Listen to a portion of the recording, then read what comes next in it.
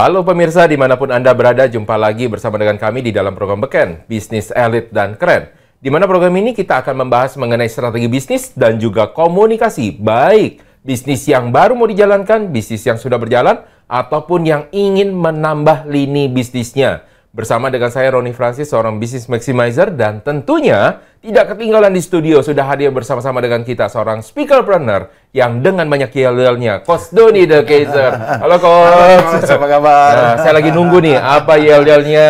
Beken tung tung tung. Kok kayaknya saya tahu itu ada tung tung tung, ada ujungnya itu. Tapi nggak pakai sahur. Kalau ini maksudnya untung untung untung. Oh, oke. Kan bunyi alat musik kan, tung Iya. tung tung tung tung tung. Iya, iya, biar iya. untung untung untung. Betul. Dan ternyata topiknya kali ini juga berkaitan dengan hal tersebut. Topik saya bundar atau topik safalas? Topik yang bundar aja deh. Nah, Apa itu? jadi topik kita kali ini adalah tentang delusi pemimpin. Wih, delusi. Delusi. Nah, kalau masalah delusinya apa nanti kita akan sama-sama cari tahu. Tapi biasanya kalau di perusahaan itu banyak sekali orang, terutama business owner, yang merasa dirinya sebagai seorang pemimpin. Kenapa? Punya anak buah, Betul. punya karyawan. Orang pas satu lagi dengar, lu tolong dong ambilin yang di belakang. Diambilin, Iya. wah bos nih, Bos, iya. Nah, masalahnya bos itu pemimpin atau kagak? Nah, ini yang akan kita bahas. Dan apakah dia adalah seorang sosok atau panutan yang layak untuk diikuti? Ini juga yang akan kita bahas. Nah, ini gini loh, Coach Doni. Wah, ini Bukan kan- coach tung-tung ya. Bukan. Berkaitan dengan tung-tung. Hitung-hitung untung. Iya, hitung-hitung untung. Seorang pebisnis, sebenarnya apakah pebisnis itu adalah pengusaha atau pemilik bisnis yang cocok menjadi seorang pemimpin? Atau bisa jadi siapapun bisa menjadi seorang pemimpin? Itu dulu. Siapapun bisa jadi pemimpin. Kalau siapapun bisa jadi pebisnis, mungkin iya. Oke. Tapi tidak semua orang bisa jadi pemimpin. Yakin nih siapapun bisa jadi pebisnis? Bisa, tapi bisnisnya jadi apa enggak urusan nanti kan.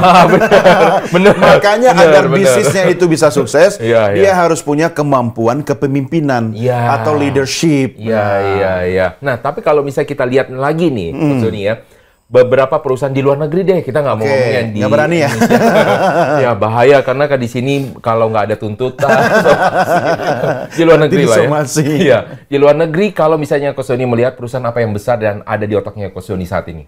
Perusahaan besar yang ada di kepala saya, apa ya? Misalnya perusahaan apa itu yang si Jobs itu? Steve Jobs, Apple. Ya, nama perusahaannya memang Apple ya? Iya, perusahaannya. Ya, PT Apple misalnya. Iya, tapi orang tahu itu perusahaan Apple. Ya, kan? kemudian yang kedua yang kesukaan anak-anak saya KFC. Oke, Colonel Ya. Sanders ya. Ya, Jadi terus apalagi? Jadi kalau misalnya kita lihat dari dua ini dulu deh, Oke, jangan oke. jauh-jauh. Ya. Dari Steve Jobs, dari Apple. Bagaimana melihat seorang Steve Jobs di dalam perusahaan Ya. sebagai seorang pemimpin atau pemilik Ya, bisnis? dipecat dari perusahaannya. Kan, tapi di hire Tapi balik akhirnya lagi. direkrut lagi Iya, gitu iya. kan. Dan Gimana, pada saat itu perusahaannya naik. gimana Ya kan? Coach Doni melihat dia sebagai Ya, seorang dia pemimpin? punya aspek leadership. Oke. Ya, meski gaya kepemimpinan setiap orang itu berbeda-beda, tetapi saya melihat Steve Jobs punya kemampuan leadership. Ya kan? Karena bagaimana seorang pemimpin perusahaan itu bukan hanya pemilik ya, tapi Ya. pemimpin juga. Artinya kan ada pemimpin yang bukan pemilik kan. Iya, betul. Dia untuk mencapai target perusahaan dia harus bisa mendorong timnya. Ya, kadang dia berada di depan, kadang di tengah, kadang di belakang. Seperti kan Tutwuri Handayani. Kan Wow. ada istilahnya. Ingarso Sung Tuloto. Wah, ini kayaknya lulus. Ingmadjo Mangunkarso, Hmm. Tutwuri Handayani. Iya. Di depan Ingarso Sungtulo Memberi sebagai teladan, teladan, iya. di tengah mendorong, di belakang Tutwuri Handayani. Ya, itu artinya saya lupa. Soalnya tiba-tiba ingat tapi artinya lupa. Iya, kalau saya mah jujur aja memang saya tidak ingat. Iya, tidak ingat. Karena yang ingat cuma waktu di seragam SD kan. Iya, Tutwuri benar. Handayani. Benar. Nah, jadi Coach, kalau kita lihat dari si Steve Jobs, ya kan, kalau misalnya kita tahu sebenarnya apakah dia yang pencipta dari Macintosh? Enggak. Siapa penciptanya? Ya, Macintosh. Nggak tahu saya. Agak maksa ya. Iya, Jadi siapa? dia pergi ke tempat temannya. Temannya ini adalah seorang jenius yang weird banget gitu kan. Oke. Dan nerd banget. Tapi jago banget. Ya, itu namanya Steve Wozniak. Steve Wozniak. Wozniak. dan- Orang mana itu? Orang Pokoknya orang Eropa sana Timur, lah. iya, iya. Nah, ketika dia ke tempat sana, wah ini bagus banget ini, harusnya bisa dijual. Iya, iya, Jadi iya. kemampuan Steve Jobs adalah Coba kamu buat yang lebih bagus dari sini, saya akan jual ke toko. Dia pertama kali jualan ke toko. Dan ketika di toko, disitulah kemampuan Steve Jobs, dia bisa melakukan presentasi tanpa ada barangnya. Tanpa ada barangnya. Betul. Dan akhirnya terjual 10 di sana. Wow. Yang awalnya tidak ada dan nggak ada orang yang mau. Jadi kalau kita melihat yang pertama adalah Steve Jobs punya kemampuan untuk mendorong temannya sebagai seorang pemimpin, ya kan? Betul. Sehingga akhirnya bisa berkembang dan kita tahu perusahaan seperti sekarang. Tetapi pertanyaannya, dia pernah dipecat, kata Coach Doni. Pernah. Pernah dipecat. Pemimpin, tapi kok dipecat? Ya gimana kan nih, bukan Coach? pemilik. Ya, pemilik. Dia yang punya loh. Dia yang punya awalnya. Ya, sampai sekarang pun dia ada punya saham. Tapi kenapa menurut Coach Doni, si pemimpin ini bisa dipecat? Nggak tahu saya. Kenapa dia dipecat waktu itu? Ya, ada. Langsung tanya balik ke saya. Apa tapi kalau cerita sejarahnya adalah karena memang perusahaan, terutama ownernya, jadi pemilik saham yang terbesarnya, kan mereka punya investor. Akhirnya memiliki saham yang terbesar di sana. Jadi dia sahamnya dia jadi kecil karena dia menjadi eksekutif. Dan ternyata ada beberapa orang yang suka menikung di dalamnya, yang lebih dekat dengan investor. Oh, saya punya cara begini. Lebih bagus daripada punya Steve gitu. Karena cara-cara dari si Steve Jobs ini, kenapa orang sih suka dengan namanya Apple? Karena Apple itu berbeda, maka slogannya adalah think different. Dan ketika Anda R&D, itu biayanya cost-nya tinggi. Nah, ketika cost-nya tinggi, namanya investor pengen untung gede atau untung kecil? Untung gede dong. Nah, untung gede, kalau lu terlalu banyak kayak gitu, kita untung makin kecil. Nah, dicari orang yang bisa mengakomodasi itu. Jadi si Steve Jobs disingkirin sama dia. Diganti sama orang yang PHP sebenarnya. Akhirnya 1 tahun tidak jalan. Nah, ketika dia keluar, si Steve Jobs mendirikan namanya Pixar. Pixar, jadi juga. Kalau Anda melihat di sinema, ada Pixar. Yang gambarnya lampu. Betul, perusahaan untuk animasinya. Iya, betul.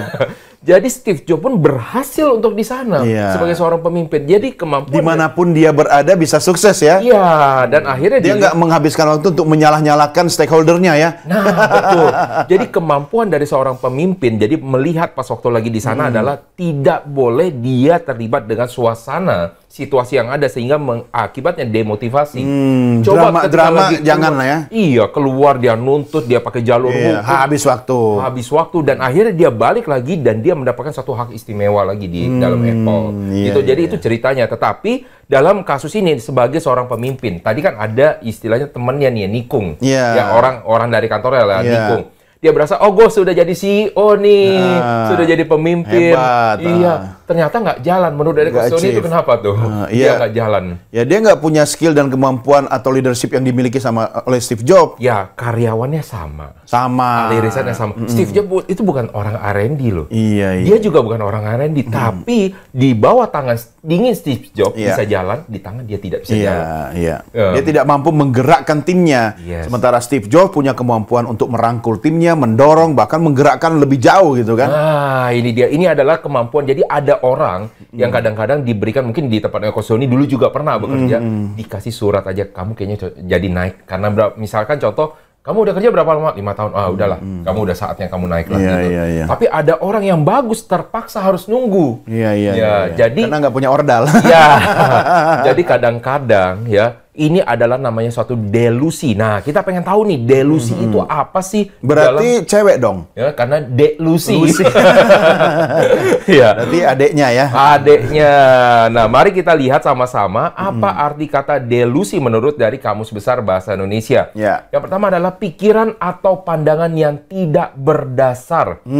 Biasanya berwujud dari sifat kemegahan diri atau perasaan dikejar-kejar, pendapat yang tidak berdasar kenyataan atau hayal. Hayal. Jadi yang dia bisa ciptakan sendiri juga ya. Jadi pikiran atau pandangan yang tidak ada dasarnya. Saya pemimpin, nah contoh coach mendapatkan surat SK penunjukan sebagai seorang pemimpin. Dia delusi nggak sebagai seorang pemimpin menurut Coach Doni? Delusi. Tetap delusi, kan udah dapat SK. Oh, sudah dapat. Kirain membayangkan bahwa dia akan dapat SK. Kalau barang sudah di tangan bukan delusi lagi. Sudah fakta. Misalkan diangkat. Tapi cek dulu, bener nggak SK-nya? SK pemecatan. Serem banget. Anggaplah dia benar, Coach. Dia diangkat sebagai seorang kepala divisi. Diangkat. Apakah dia delusi sebagai seorang pemimpin? Nah, ayo pertanyaannya mesti berpikir ya. Berat ya. Sebagai seorang kepala divisi, betul dia tidak delusi karena sudah dapat SK. Sudah dapat SK, tapi pemimpin. Apa jawabannya? Pemimpin, namanya pemimpin apakah berdasarkan dari SK? Enggak, itu kan sikap, karakter. Sikap. Jadi ya kan? yang apa membedakan leadership dengan namanya leader dan bos? Bos beda. Kalau bos itu create follower, leader create leaders. Wow, leaders create leaders. Berarti menciptakan kompetitornya dong? Oh, bukan dong, dia menciptakan pemimpin-pemimpin baru sehingga di bawahnya ada pemimpin unit, di bawahnya lagi ada pemimpin subunit. Jadi organisasi bisa bergerak dengan baik dan dinamis. Nah, nanti kalau suatu saat dia bisa dilengkapi atau dilompati sama di bawahnya, dia artinya gagal dong sebagai seorang pemimpin. Justru dia berhasil menciptakan pemimpin. Dianya yang gagal. Enggak, karena seorang pemimpin itu pasti tidak akan berhenti di situ. Salah satu kriteria seorang pemimpin pasti kan tidak berhenti berkembang kan? Nah, tidak apa istilahnya, saya lupa istilahnya. Pokoknya never stop learning, never stop grow, ya kan, dan sebagainya. Sehingga kalau dia kemudian merasa, wah yang ini sudah deket nih, ya kan dia yang didik. Kan? Dia juga pasti kan akan pensiun kan atau akan selesai kan. Nah, tapi kan dia akan terpicu untuk kemudian meningkatkan kemampuannya lebih tinggi lagi. Dan itu kan soal waktu aja. Setiap orang ada waktunya, setiap waktu ada orangnya. Gitu. Kalau bos beda. Bos itu kerjanya menciptakan pengikut. Ya, bahayanya kalau dalam perusahaan bosnya tidak ada, pengikutnya bingung. Mau kemana kita? Akhirnya tanya sama Dora, kemana kita, ya kan? Bingung kan? Kita lagi nonton terus ditanya, mana saya tahu. Bos bikin orang capek, tapi kalau leadernya lagi berhalangan, dia sudah bikin sistem, dia sudah create lapis-lapis di bawahnya. Oke, kalau saya tidak bisa, kau ambil keputusan. Ya kan? Akhirnya organisasi bisa berjalan. Dan jangan takut sebenarnya dia bakal dilompati. Karena dengan dia mendorong di bawahnya, dia pun ikut terdorong. Ada daya dorong juga, dia naik juga. Daya dorong. Sebenarnya ketakutan dari pemimpin atau bos sih sebenarnya ya. Bos adalah ketika di bawahnya dia bagus, dia tidak terdorong, malah dia terlompati. Karena menunjukkan dia nggak punya kompetensi. Dan sebenarnya ada beberapa harapan dari namanya pemimpin. Makanya dia untuk sampai di tahap itu, kita lihat tahapnya di mana. Kalau dia sebagai bos, pertama, didengarkan. Nah, itu berarti dia tahapnya baru dia tahap bos. Kedua, dipahami. Biasa dengan, lu dengerin dulu. Betul nggak? Baru ngerti. Lu ngerti nggak? Yang kedua, lu ngerti nggak apa yang gua ngomongin ya? Yang ketiga, bukan hanya dia udah mulai naik nih. Levelnya bukan cuma bos, tapi sebagai mentor. Maka dia akan diikuti. Saya pengen dong kayak bos gua. Diikuti. Dan yang terakhir, ini yang paling susah. Didukung untuk segera dipecat. Ngeri Biar banget. Kalau dipecat saya gantikan. Ngeri. Ya mudah-mudahan pemirsa jangan ada yang seperti Coach Doni. Nah, nanti kita akan banyak. Tapi itu banyak terjadi di perusahaan-perusahaan. Oh ya? Bahkan nanti kita cerita di segmen berikutnya ya. Saya baru saja dapat cerita dari teman saya di luar negeri. Ya kan, ternyata ada kong kaling kong dengan teman-temannya di situ. Hanya untuk menyingkirkan dia. Waduh, ngeri banget. Ngeri. Nah, pemirsa, pastinya Anda penasaran dong. Makanya jangan kemana-mana, tetaplah bersama dengan kami, tetap di dalam program Beken, Bisnis Elit dan Keren.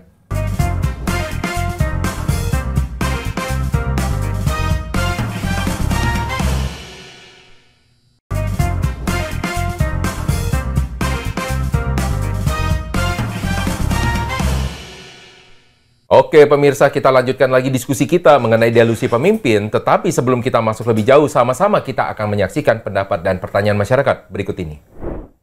Halo, aku Lydia. Aku mau nanya, bagaimanakah melihat seseorang menjadi seorang pemimpin sejati? Halo, nama saya Bernard. Saya mau ngajuin pertanyaan nih. Apakah pemimpin yang sudah senior pasti akan selalu diikuti sebagai seorang pemimpin sejati? Halo, perkenalkan, nama saya Sinta.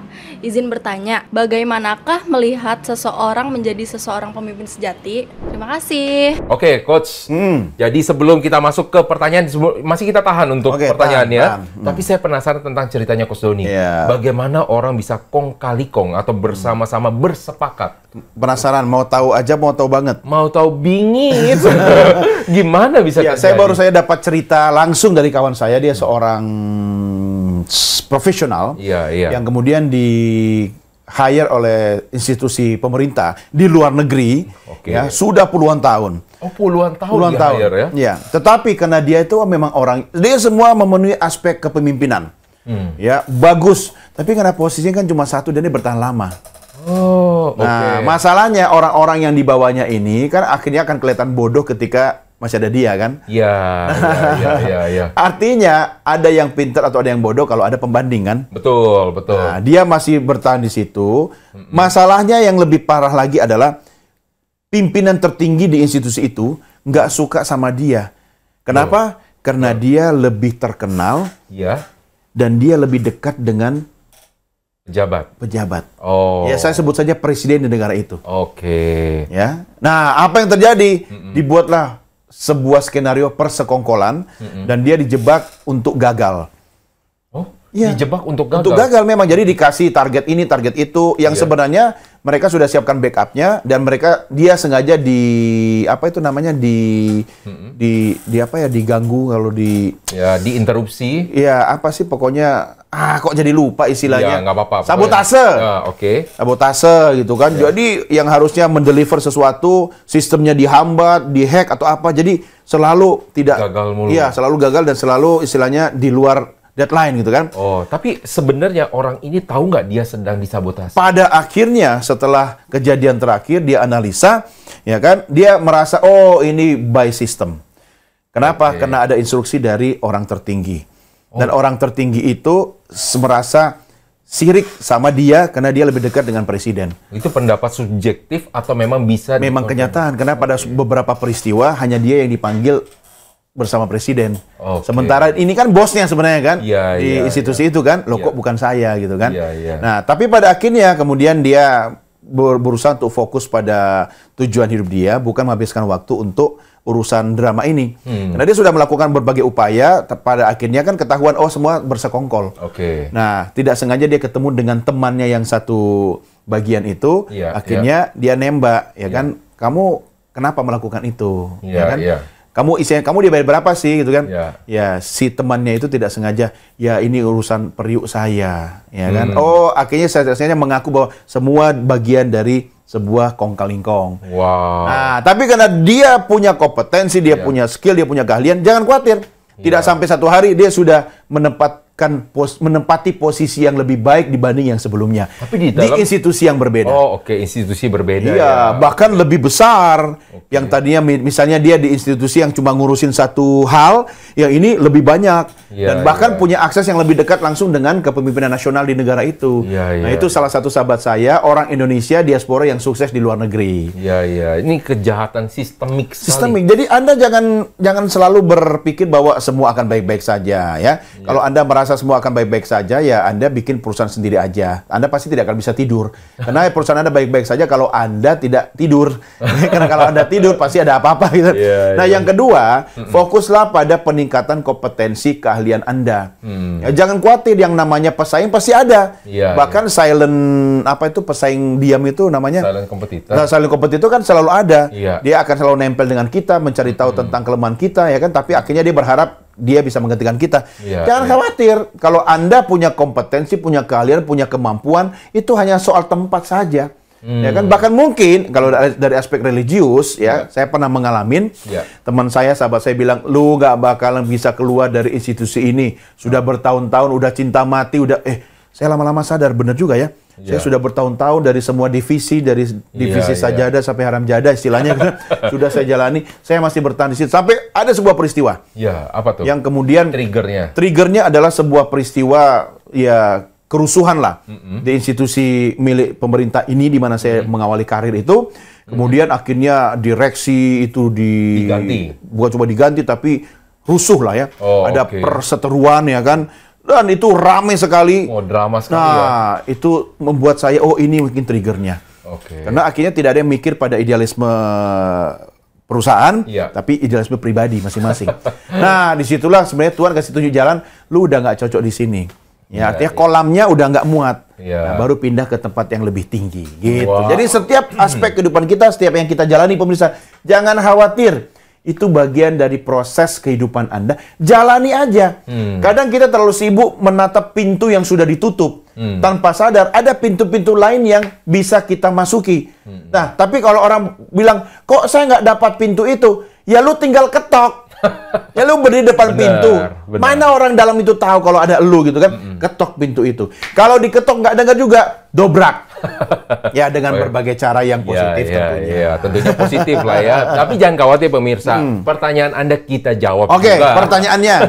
Ya, yang pertama, apakah pemimpin perusahaan besar nih ya, misalkan direksi atau apa, mempunyai kemampuan yang lebih tinggi? Oh, direksi pasti lebih tinggi sebagai seorang pemimpin. Tidak, belum tentu. Direksi loh. Dengan pemimpin di bawahnya. Iya. Dalam direksi kan ada di rootnya kan? Ada dirut, Ya, kalau ada dia direktur, GM di bawahnya. Ya kalau dia perintis sama pewaris ya.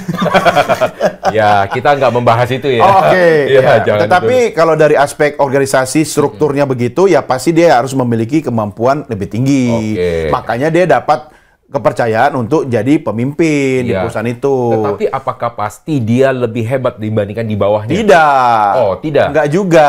Kenapa? Ya, apa aspek kehebatannya? Aspek kepemimpinannya kah? Aspek Iya.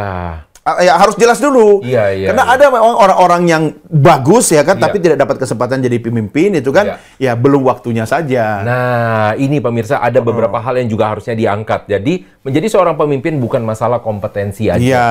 tapi juga masalah komunikasi. Komunikasi. Kalau Skill. misalnya Anda tidak dapat berkomunikasi, di mana kalau di level atas, makin ke atas, itu makin banyak untuk komunikasinya. Iya, dibandingkan di bawah untuk kompetensi secara teknis. Iya, kan, ya? baru beberapa waktu lalu saya bertemu dengan calon mitra, Iya. ya kan, saya mengajak tim saya yang dia sebenarnya sudah seorang pemimpin di perusahaan lain dengan level C kan, Iya. direksi kan.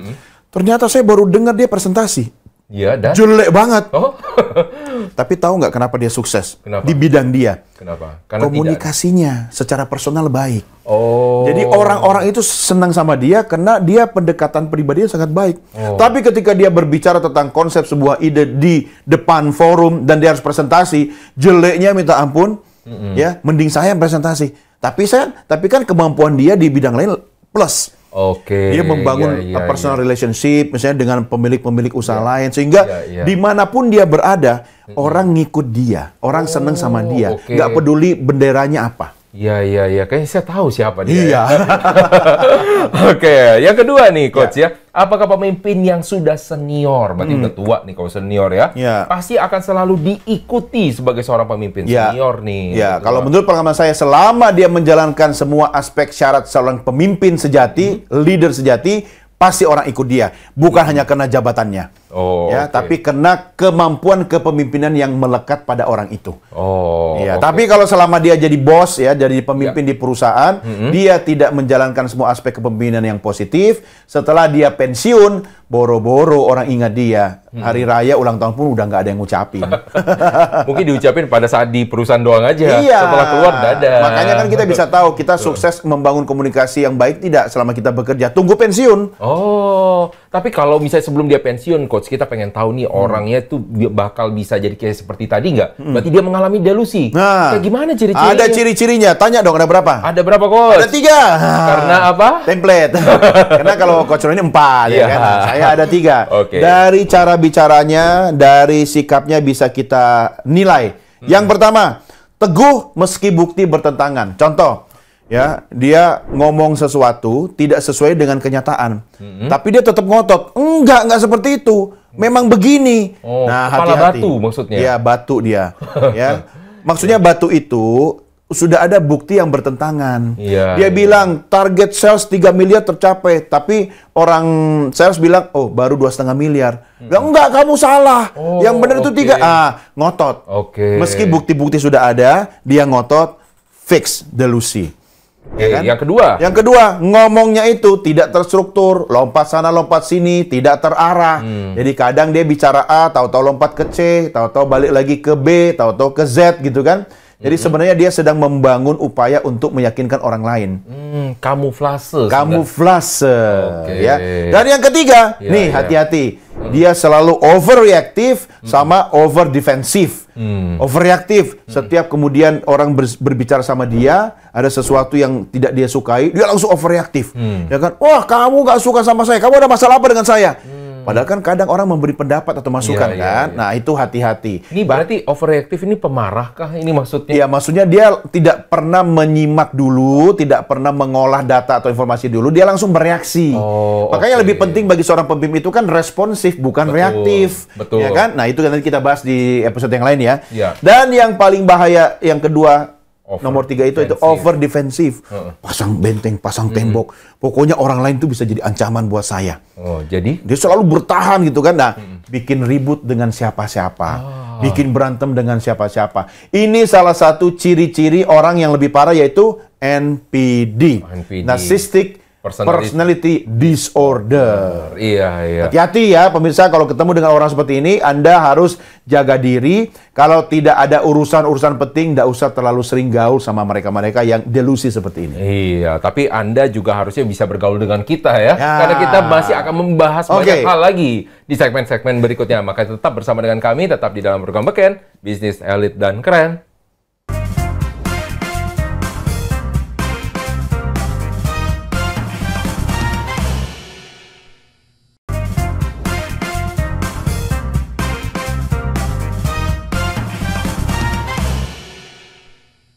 Baik pemirsa, kita akan lanjutkan lagi diskusi kita mengenai delusi pemimpin. Pastinya kalau namanya pemimpin, ini kayaknya seru banget kalau kita obrolin dan kita gibahin bos kita.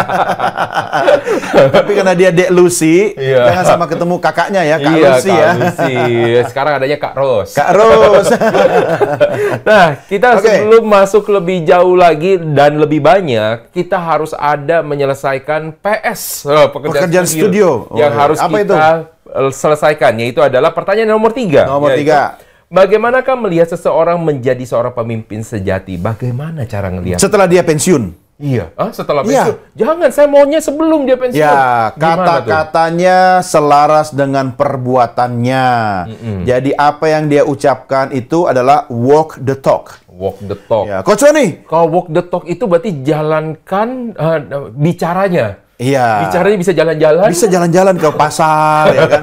Ya misalnya di kantor itu ada peraturan no smoking. Iya. Ya, karena saya pernah punya bos begitu. Iya, di kantor yang ada tulisan no smoking, tapi hanya di ruangannya yang boleh smoking. Nggak adil itu. Jadi orang senang meeting sama dia. Kenapa? Numpang ngerokok. Nah, itu yang saya katakan walk the talk. Jadi kalau dia mengatakan teman-teman jangan ngerokok ya, tapi jangan minta teman-teman itu tidak merokok, tapi dia sambil ngerokok. Oh, tapi bukannya peraturan dibuat untuk dilanggar, Coach? Nah, itulah mindset karyawan, ya kan? Aduh. Makanya kalau masih jadi karyawan, tenang. Kan bukan berarti Anda tidak bisa jadi bos, kan? Iya. Tidak bisa jadi pemilik bisnis, kan? Betul. Meski Anda karyawan, tapi mindsetnya harus seperti seorang owner. Wow. Apa itu owner itu mindsetnya? Dia tidak pernah datang tepat waktu. Awal waktu. Sebelum waktunya. Sebelum waktunya. Oke. Owner selalu pulang lebih lama. Ya. Ya kan? Tapi banyak yang masih mengeluh, saya tidak dapat lemburan ketika saya pulang lebih malam. Nah, jangankan lemburan, pelaku usaha, pemilik bisnis tidak pernah dapat THR. Orang dia yang bagi-bagi. Kami yang harus menghitung THR. Dia yang bagi-bagi, Coach. Ini bulan apa sih? Masih lama ya? Sudah harus dihitung dari sekarang. Iya. Oke, jadi pertanyaan yang tadi Coach Roni sampaikan itu, menurut saya bisa dilihat dari perilakunya sehari-hari. Selama konsisten dan selaras perkataan dan perbuatan, dia bisa jadi teladan. Dia bisa jadi panutan. Dan yang lebih hebat lagi, kalau kita mau bersabar, lihatlah orang-orang yang ketika dia masih aktif dianggap sebagai pemimpin, ketika dia sudah purna tugas, dia sudah pensiun, temannya tidak berkurang. Dan masih banyak orang yang datang untuk minta pendapat atau masukan. Bahkan sebenarnya tidak pensiun, tapi dipakai oleh banyak perusahaan-perusahaan lain sebagai konsultan atau advisor. Itulah the real leader. Wow, keren banget. Super sekali, Super sekali. Tetapi selaras dengan apa yang Coach Doni tadi sampaikan, sepertinya ini tampaknya ada tanda-tanda Eyang Doni. Tanda-tandanya. Oke, berarti saatnya quotes of the day. Quotes of the day untuk Anda hari ini yaitu pemimpin menggerakkan dengan kata-kata dan contoh. Nah, jadi dia tidak cuma perintah, dia tidak cuma asal ngomong, dia mampu mendorong, menggerakkan orang, memotivasi orang dengan kata-kata. Jadi kata-katanya tentu harus positif dan memotivasi, ya kan? Selain dari kata-kata, dia juga berada di depan, memberikan contoh atau keteladanan. Itu dia. Tapi Coach, ada beberapa orang yang mengatakan kasusnya adalah di kepala divisi, kepala departemen, kadep. Kemudian mereka berkata, Coach, saya itu nggak bisa bicara, Coach. Saya itu bukan seorang motivator. Ya diam aja. Gimana saya bisa menimbulkan motivasi terhadap anak buah saya? Ya, menjadi motivator tidak harus dengan berbicara berapi-api. Tidak harus dengan seperti gaya saya atau Coach Roni. Ya. Tetapi Anda bisa memulai misalnya memanggil orang yang perlu Anda motivasi. Ngomong aja. Heart to heart, dari hati ke hati. Saya pernah melakukan itu, Coach. Ketika salah seorang staf saya itu kemudian ke kantor suka mabuk. Ya, akhirnya saya skorsing dia. Karena peraturan perusahaan. Hanya skorsing aja? Iya, cuma itu. Karena dia maboknya kan tidak melakukan tindakan kriminal. Cuma dia mukul dinding gipsum bolong. Kriminal bagi perusahaan itu keluar biaya. Tapi sekian tahun kemudian dia sukses loh. Dan salah satu faktor atau indikator yang bikin dia sukses, dia termotivasi karena saya skorsing. Gimana cerita yang termotivasi karena skorsing? Setelah di skorsing kan nggak boleh ke kantor 1 minggu. Di luar kantor saya ajak dia ketemu, ngopi, ngobrol. Itu kan di luar jam kerja. Ada biaya saya tanggung sendiri. Tapi buat saya bukan cuma bosnya dia. Saya juga harus jadi leader dan teman dia. Sebenarnya apa yang dikatakan sama orang tersebut? Motivasi apa sih yang didapat? Dia ada masalah. Jadi dia sebenarnya butuh teman. Dia melarikan pelariannya, kemudian dia mabuk. Kan kita tidak boleh menghakimi orang, apalagi Anda pimpinan. Ya, bagaimanapun dia tim Anda, ya Anda harus rangkul. Nah, begitu cara merangkul. Kalau tidak punya kemampuan komunikasi atau presentasi yang baik, ya lakukan secara personal. Ya, itu pernah saya lakukan ketika saya bekerja juga di instansi pemerintah, di mana semua tim saya itu adalah mantan senior dan guru-guru saya. Gimana caranya merintahkan orang yang usianya lebih tua, bahkan lebih senior, bahkan banyak di antara mereka yang pernah jadi mentor saya waktu saya diklat. Gimana tuh caranya? Ya, saya nggak pernah undang untuk rapat dengan memberi perintah.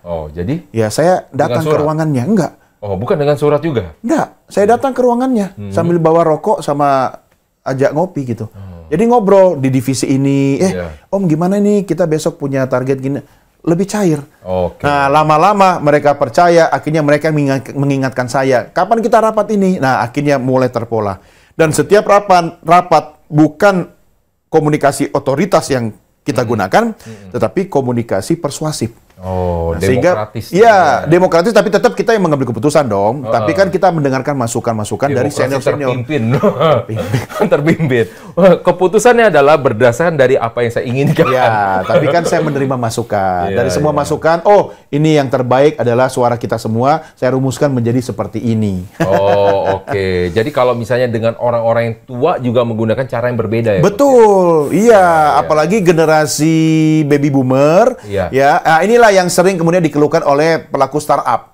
Ya kan, pelaku startup banyak yang generasi Gen Z atau Gen Alpha, tetapi mereka merasa kok susah sekali ya cari pemodal atau investor. Ya, investornya kebanyakan dari generasi baby boomer atau Gen X, ya kan? Betul. Ya, ubah gaya komunikasimu. Mereka nggak suka kalau apa-apa chatting, ya kan? Ajak ketemu aja. Bahkan kadang Anda tidak perlu presentasi, tapi ketika sudah ketemu, dia suka, dia percaya, pasti dia akan jatuh cinta dengan bisnis yang kita tawarkan. Nah, ada satu yang ini kejadian real, bahwa ternyata yang si Gen Z ini perusahaan startup ya. Jadi ketika berbicara dengan investornya generasi X yang saat ini, dan dia bilang pas ditanya sama investornya, mana proposal dari kamu yang udah direvisi mana? Sudah saya kirim Pak. Lewat dari mana? Email. Kok kamu nggak kasih tahu saya? Karena mana buka email Gen X itu, ya kan? Mereka bukan didesain itu ya. Nah, makanya orang suka bingung lihat saya kan. Kenapa di medsos kok isinya tidak terlalu aktif? Kok tidak ada kesibukan? Lah, mitra bisnis saya bukan generasi pengguna medsos. Apalagi kalau mau ketemu investor, itu mereka nggak ada waktu buat medsos. Nggak pernah nonton TV, nggak pernah main medsos. Tapi kalau kita lakukan pendekatan personal, makanya habis waktu untuk ketemu orang. Ya, saya terbiasa kalau meeting sama orang itu, saya datang. Dimanapun dia berada, buat saya itu bagian dari treatment saya kepada mereka.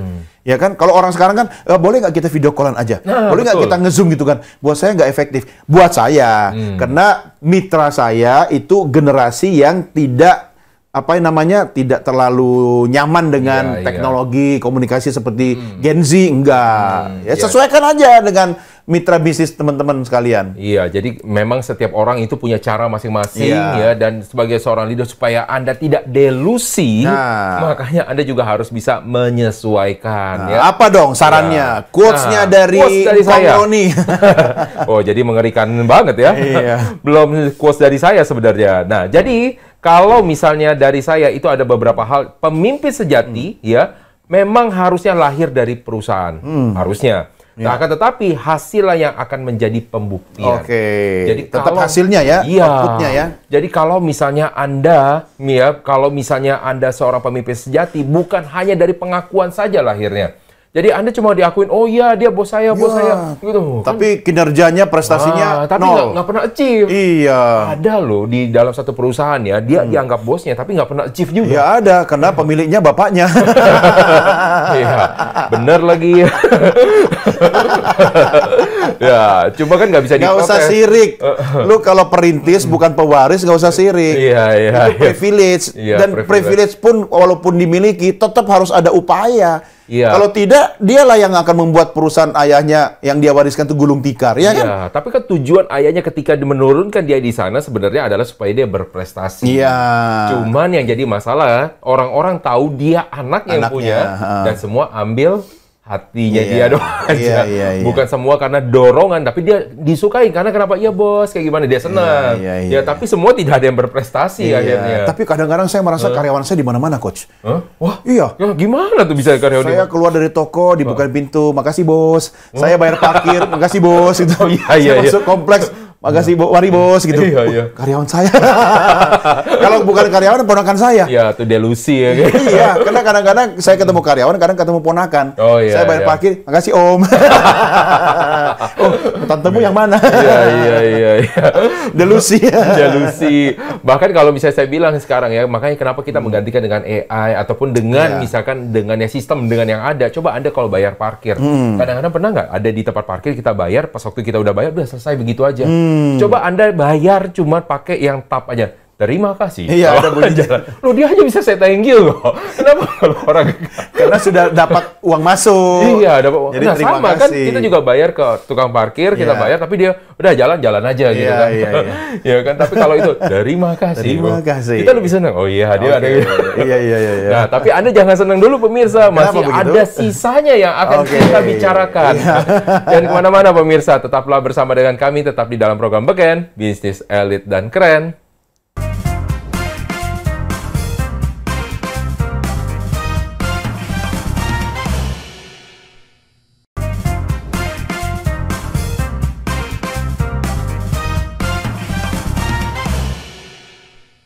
Halo pemirsa, nah kita sudah sampai nih akhirnya tadi kalau kita udah berbicara panjang lebar tentang namanya delusi pemimpin, nah kita kali ini sudah sampai apa yang harus kita praktekkan sehingga kita mampu membuat perusahaan kita jauh lebih baik lagi. Kalau misalnya Anda di perusahaan, bagaimana Anda berkinerja jauh lebih baik lagi. Nah, kita mulai dari Coach Doni dulu dong, Coach. Ya, gimana cara berstrategi supaya saya bukan menjadi seorang pemimpin yang delusi? Iya, gitu. Saya punya 3 tips untuk episode kali ini. Nggak disuruh tanya dulu nih ada berapa. Udah langsung aja lah. Kan udah template-nya saya 3. Siap. Ya, Coach ini kaki meja 4. Iya. Ya, ini yang pertama. Bagi Anda seorang pemimpin, agar Anda tidak delusi, artikulasikan visi dengan jelas. Visi itu adalah goal. Tujuan. Tetapi Anda harus menerjemahkan tujuan itu dengan kata-kata atau kalimat yang konkret. Contoh, kita ingin sukses perusahaan ini. Sukses itu abstrak, Coach. Betul. Tapi agar itu konkret, Anda harus menarasikan dan mengartikulasikannya dengan kriteria sukses bagi perusahaan ini adalah 1, target omset mencapai sekian. 2, ya, kelas atau level perusahaannya akan naik dari sekian ke sekian misalnya. Indikator yang konkret itu Anda harus sampaikan kepada tim Anda. Sehingga mereka juga bisa mengerti dengan jelas kemana arah tujuan ini. Itu membuktikan Anda tidak halu. Oh iya, betul.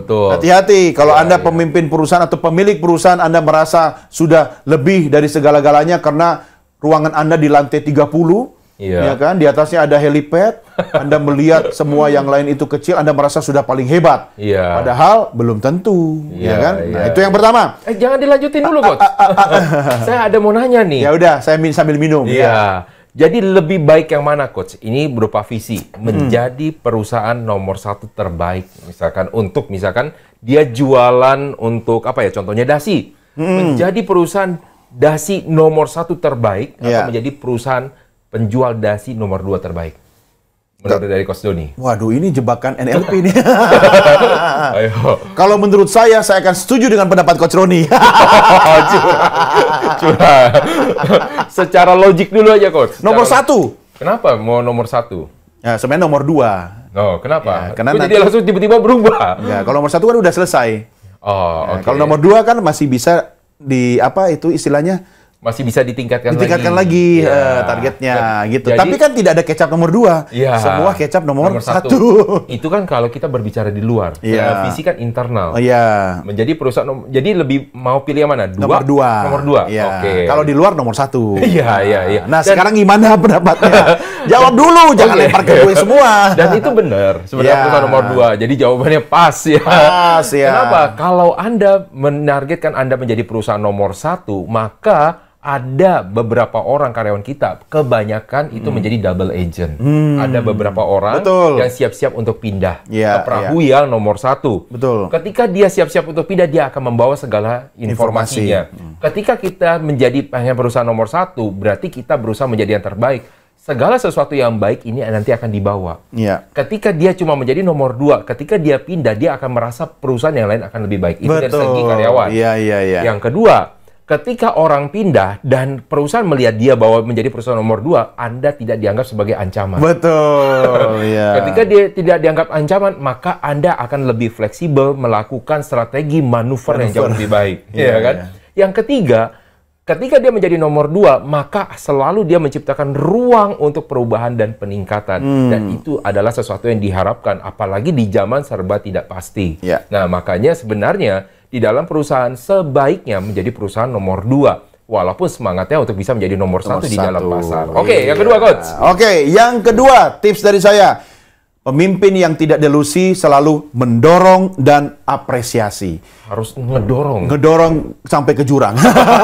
Ngeri. Nah, ya itu tadi Tuturi Handayani kan, Iya, dia iya. bisa mendorong ya di depan dia memberikan keteladanan gitu. Iya, Tapi iya. jangan lupa, bukan cuma mendorong timnya untuk mencapai tujuan, dia juga harus menghargai timnya. Ya, mengapresiasi. Banyak kok bentuknya, baik dengan kata-kata, sikap, perbuatan, atau memberikan bonus. Iya, iya. Ya kan? Atau minimal kalau belum punya anggaran untuk bonus, saya pernah lakukan itu di sebuah institusi, setiap bulan ada gathering. Ya internal bulan? aja, iya, di aula internal. Kebanyakan budget apa ya di situ? Nggak pakai budget.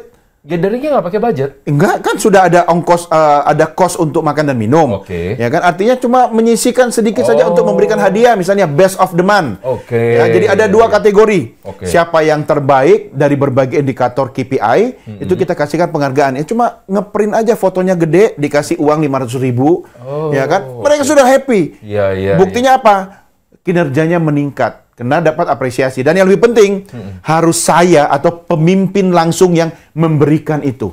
Jangan diwakili oleh orang lain. Supaya ada rasanya ya. Itu Coach, dia. ya. Dan yang kedua, saya sering mengadakan acara Birthday of the Month. Birthday of the Ya, month. siapa Bareng-bareng yang ya? ulang tahun di bulan ini, Oke. dari tanggal 1 sampai tanggal 31, kita rayakan bersama. Modalnya apa sih, Coach? Cake, tart. Satu doang lebih Iya, murah ya. lilinnya juga cuma 1. Kan usianya beda-beda kan? Iya, iya, Diundang semua ke panggung, kita nyanyi sama-sama, tiup lilin bareng-bareng, potong kue ya, foto-foto, happy.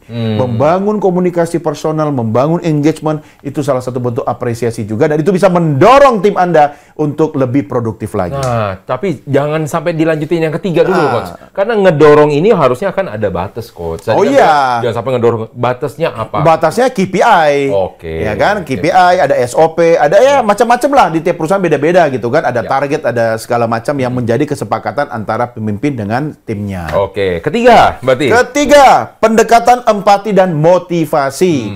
Jadi ketika tim Anda itu mengalami masalah, Anda empati juga dong.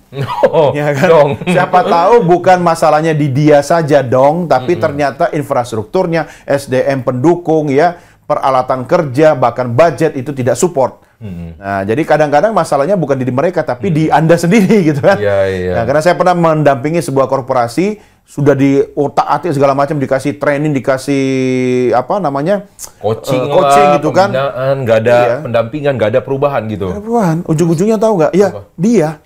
Ya, pemilik bisnisnya. Ya, dia yang toksik. Jadi orang semua nggak nyaman kalau ada dia gitu. Akhirnya apa? Saya sarankan ya, mau minta saran yang jujur atau yang muji-muji Anda gitu kan. Ya jujur dong gitu kan. Ya udah, Anda jangan jadi dirut, jadi komisaris aja. Oh, Nah, langsung seperti itu ya? Oh iya dong. Di-cut begitu Ya harus begitu. Toh dia pemilik perusahaan kan. Tersinggung coach dia? Ya mungkin dia diam tersinggung, tapi kan dia udah bayar kan, ya sudahlah saya pakai. Apa yang terjadi kemudian ya? Perusahaannya kemudian kinerjanya meningkat. Bahkan ada pemegang saham baru yang bisa mendampingi dia. Jadi kan dapat fresh modal, fresh money kan dari orang lain. Gitu. Tapi memang kalau namanya seorang pendiri atau founder, apakah dia harus terus sebagai seorang pemimpin? Tidak. Zaman berubah. Produknya boleh sama, tetapi cara memasarkannya harus berubah. Dan kalau Anda tidak berubah, maka Anda percayakan pada orang yang sesuai dengan zaman itu, yang adaptif dengan perubahan. Ya kan? Contoh, jamu. Ada sebuah jamu di Indonesia itu kan dari puluhan tahun ya, berdiri sejak nggak duduk-duduk. Ya kan? Masih eksis sampai hari ini. Ya zaman dulu dia masih racik sendiri, masih gendong, masih keliling. Sekarang kan nggak kita temui lagi kayak gitu. Pemasarannya secara digital. Ya orang-orang muda sekarang ada di dalamnya. Produknya tetap sama, tapi cara memasarkannya berbeda. Nah, pemimpin sejati juga harus adaptif atau mampu beradaptasi dengan perubahan zaman. Makanya ada istilahnya empati dan motivasi. Kalau kita sudah ada empati, kita baru memotivasi mereka sesuai dengan masalahnya masing-masing. Kan ada orang yang bisa dimotivasi dengan uang. Oh, oke. Ada orang yang bisa dimotivasi, iya kan? Baru mau nanya, ya motivasi uang ya. Ya, contoh kasih hadiah ke orang, ya yang cocok buat dia. Makanya kalau mau bantu orang, Anda yang tanya, how can I help you? Bagaimana saya bisa bantu Anda? Nah, lu bantu gue cukup pinjam 100. Tapi orang lain, lu bantu gue bisa nebeng nggak sampai ke sana? Ya kan? Dia nggak butuh duit. Lu bantu gue, doain gue. Lu mau bantu gue nggak? Lu ada aja di sebelah gue. Gue butuh orang yang minimal ada di sebelah gue. Diam aja. Karena waktu saya perjalanan dari Aceh ke Jogja, nyetir sendiri, saya menyewa driver coach. Dari mana Aceh? Dari Banda Aceh ke Jogja. Nyetir jauh, lintas Sumatera, berapa masuk hari Jawa. gitu? Ya 4 atau 5 hari lah, mampir-mampir kan. Tahu nggak saya nyewa supir buat apa? Nemenin saya, yang nyetir saya. Biar saya tahu ada orang lain. Karena waktu itu, zaman itu masih banyak begal di lintas Sumatera. Jadi kadang kalau sekarang masih ada coach. Ya, tapi sudah berkurang. Jadi ketika malam capek berhenti di pom bensin, saya tidur, dia juga tidur. Giliran makan, dia makannya lebih banyak. Dan sampai di kota tujuan di Jogja, saya belikan dia tiket untuk dia kembali ke kampungnya, ya kan? Saya lebih capek, tapi saya merasa aman dan nyaman. Ada orang lain. Kenapa nggak suruh dia nyetir, coach? Saya nggak percaya, karena itu mobil orang tua saya yang kemudian saya harus bawa ke Jogja, ya kan? Lebih baik saya lah gitu kan. Nah, jadi bantuan itu bisa beda-beda. Ya, makanya ngasih hadiah kepada tim juga beda-beda. Ya, kalau memang Anda bisa memberikan pilihan kepada tim Anda, mungkin nilainya sama. Misalnya Coach Roni dapat bonus 30 juta. Ya, ada orang yang happy dapat 30 juta, tapi mungkin dia lebih happy ketika saya mau berangkat umroh gitu. Ya udah, konversi ke dalam tiket atau paket umroh misalnya kan. Jadi kan orang lebih bahagia gitu. Ini menarik coach. Kayak saya coach, kan paling gampang ngobrol sama saya kalau sambil makan kan. Kemarin itu beberapa hari yang lalu lah, saya meng-coaching sebuah perusahaan untuk sales gitu kan ya. Jadi sales ini ternyata punya motivasi yang berbeda-beda. Ada satu sales itu yang cuma butuh saya butuh ada tambahan product knowledge. Product knowledge-nya setelah digali-gali ternyata bukan product knowledge dia dari segi produknya, tapi supporting untuk produknya itu sendiri. Supaya dia bisa jalan. Yang kedua, dia ternyata butuh motivasinya supaya buat apa? Lingkungan aja kok, sederhana. Sebenarnya karena kenapa? Dia merasa tidak nyaman. Sederhana ya sebenarnya. Dia nggak produksi tapi bukan karena dia nggak bisa. Saya merasa saya nyaman. Saya tidak disukai di sini. Overthinking dia. Pertanyaan dari saya ke dia adalah, apakah ini pendapat kamu secara subjektif atau ada orang yang memberitahu kepada dia? Betul. Harus dicek juga itu. Iya, ternyata ya ada orang yang kasih tahu, ya kan. Ketiga, memang paling wajar adalah karena uang, ya kan. Uangnya kurang kok, misalnya kayak gitu. Tapi dicek lagi uang yang mananya yang kurang. Mungkin keinginannya terlalu banyak dibanding kebutuhannya. Betul, ya kan? itu ternyata coach ya keinginan. Karena yang paling penting itu adalah kebutuhan hidup, bukan gaya hidup. Kalau Anda mengikuti gaya hidup, berapapun besarnya penghasilan Anda, nggak akan pernah cukup. Nah, makanya itu sesuai juga dengan tips dari saya. Oke, tips dari Coach Roni. Tips dari Ada saya 4 pasti. Iya, pasti ada 4 kaki meja. Yang pertama adalah kenali diri. Makanya kan tadi juga kita harus tahu motivasi dia apa, ya kan? Jangan Anda butuhnya tuh yang sebenarnya apa sih kebutuhan dan keinginan itu belajar dulu. Yang kedua adalah pahami tujuan dari perusahaan. Kebanyakan dari orang yang ketika lagi bekerja itu kayak robot. Iya. Disuruh ngapain udah kerja. Tapi perusahaan mau kemana nggak tahu arahnya. Ya ketika nggak tahu arahnya jadi kerja juga kayaknya gue bosen nih di sini. Kerja begitu-gitu doang aja karena dia tidak tahu gitu kan. Yang ketiga, selaraskan supaya Anda juga merasa nyaman. Dan yang keempat, lakukan tindakan. Action supaya dia nyaman dan juga pastinya sesuai tujuan perusahaan. Ujung-ujungnya dia bisa diangkat sebagai seorang pemimpin yang pastinya tidak delusi. Nah, pemirsa, Tadi kan action. Iya. Sebentar lagi mau cut ya. Nah, action saya kali ini adalah mengatakan kita beresin dulu untuk episode kali ini. Karena tapi kita akan sambung lagi dengan tema-tema yang lain, pemirsa. Maka Di episode yang akan datang. teruslah Anda menonton dan menyaksikan program Beken ini karena kita akan selalu menyaksikan lagi. Kita akan selalu menghadirkan ya tentang strategi bisnis dan komunikasi, baik bisnis yang baru mau dijalankan, bisnis yang sudah berjalan, ataupun yang ingin menambah lini bisnisnya. Thank you juga kepada Coach Jody. Thank you, Coach. Jangan lupa ILL-nya ya. Yes. Wah, belum Coach untuk yang nanti. Oke. Oke pemirsa, untuk di kali ini, di episode kali ini, akhirnya kita sudah berada di akhir, dan ini adalah perjumpaan kita. Dan saya Roni Francis atas nama seluruh kru yang bertugas mengucapkan terima kasih atas perhatian Anda. Sampai jumpa di episode berikutnya.